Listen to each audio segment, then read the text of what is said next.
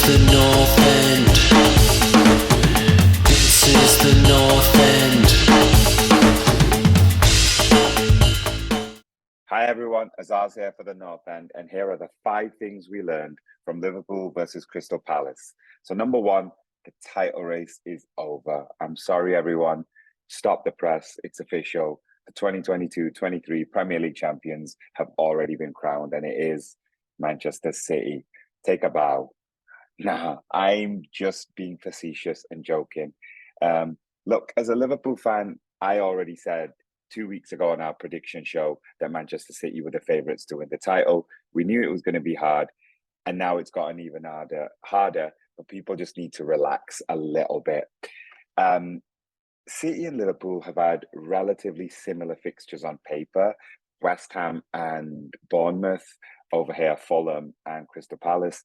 But you know what? You don't play on paper. I've been very, very impressed with Liverpool's opponents. And yes, I don't think Liverpool have quite lived up to the standard of play that you expect from them. But to be honest with you, especially in the Crystal Palace game, Liverpool did enough to win the game.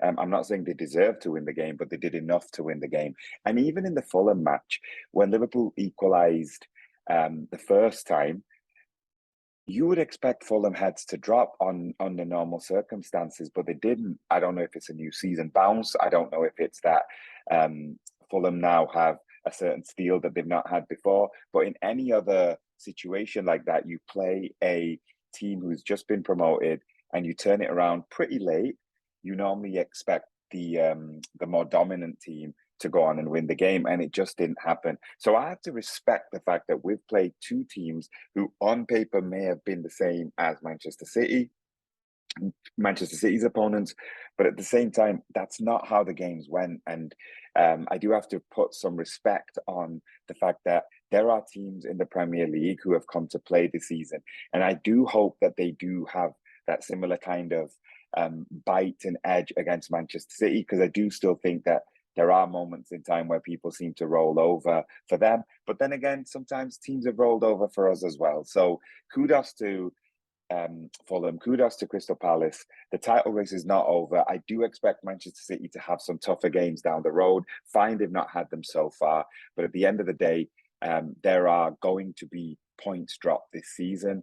I said it in the prediction show a couple of weeks ago. I don't see necessarily a high 90 season. And yeah, Manchester City have started with 2 wins, but there's been seasons where we've started off with 2 wins as well. And other teams have started off with 2 wins, put 6 points on the board and not got anywhere near 90 points. So my hope, and it is hope, of course, my hope is that there are tougher tests to come for Manchester City, and more points will be dropped this season. The joke is that I call this point the title race is over. It's not. The title race is not over. People need to relax. Number 2, Darwin Núñez has just put another massive target on his back. Now, Darwin Núñez has already had some detractors or some haters, as the cool kids call it. Talk of his transfer fee, talk about his first touch, talk about he's never done it. But to be honest, he has started pretty well. Those of us who have any relative understanding of the game know that Darwin Núñez was not going to be Liverpool's main goal scorer or target goal getter this season. That place is especially reserved for Mohamed Salah. So Darwin Núñez had to come and be, one of those Robins, I guess, this season to Mo Salah's Batman. And that would have meant that there was going to be people who were going to call his season a flop or a failure, because people just like to do that. But at the end of the day, despite all of that, I think Darwin had started well. Obviously, we knew he was pretty emotional from the tweet when he reacted to his first game, where he got a lot of hate and a lot of detraction. And he bounced back from it. He scored 4 in 1 game. He scored in the Community Shield. He scored in his Premier League debut.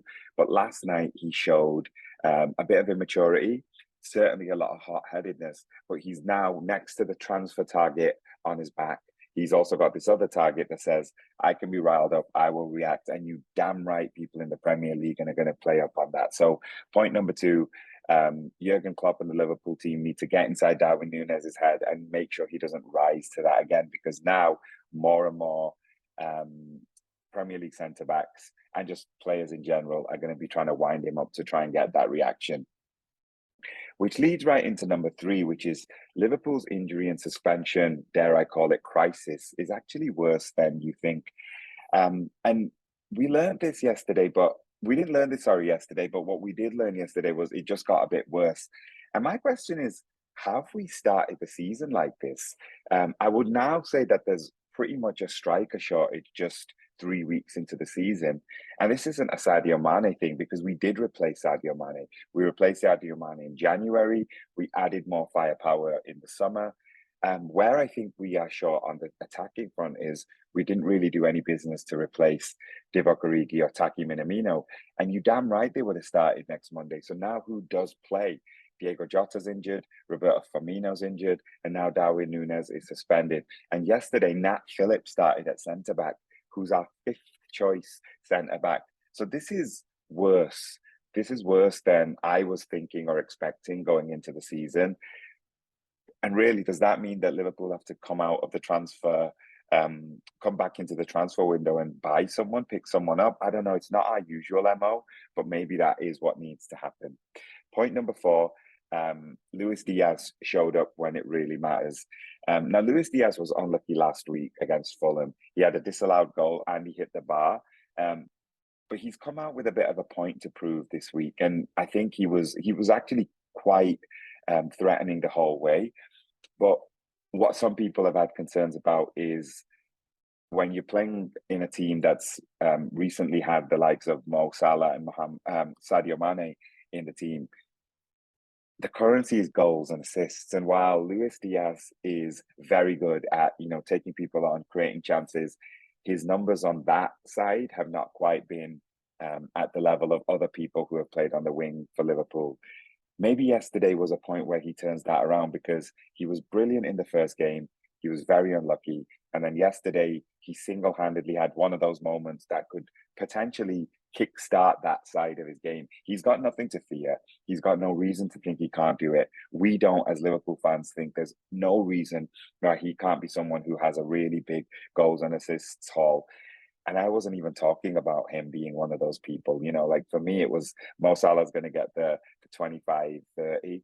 And then Darwin Núñez is going to get the 15, 20. I always expect Diego Jota to chip in. But if Luis Diaz can now start to chip in as well, and it's only one goal, I don't want to get too excited. But at the same time, to do it when it really matters. He also equalised last year against Tottenham, same end, similar situation. So I think that Luis Diaz showing up when it really matters is quite hopeful. And point number 5, Harvey Elliott has been very impressive. He's not a secret to Liverpool fans. He's slowly becoming not a secret to the rest of the league. But yesterday just showed that he can handle himself in a Premier League game for the 90 minutes. He didn't play the whole 90, but he can mix it up. He's not just someone who's going to come on and influence games. He can play from the start. And I was very impressed. Some silky play, always positive, always with his head up, always knows where people are, wand of a left foot. Very excited to see how he progresses. I think that this will be a really big season for Harvey. It's very possible that the World Cup's going to come too quick for him. I don't know if he's going to end up making England squad. I don't really care, to be honest. I'm just making a point about how much potential he has. Don't really care if he goes to play for England or not. It's never really worked out that well for Liverpool players. However, I do think that if the World Cup was at the end of the year, Harvey Elliott would have a really good shot if he continues this form and this trajectory. He has to play quite regularly, certainly at Anfield. We don't need all the players that are tougher or steelier. We do need that invention and creativity. Anyway, there's the 5 things I learned. Definitely disappointed, but at no point am I calling it at the fact that Man City have run away with it. I think there's a lot of football to play. There's a lot of points to be dropped. Got it about yesterday, but I do think that we can turn this around. So anyway, give us a like, give us a share. And if you agree or disagree, please use the comments below. Thank you. This is the North End. This is the North End.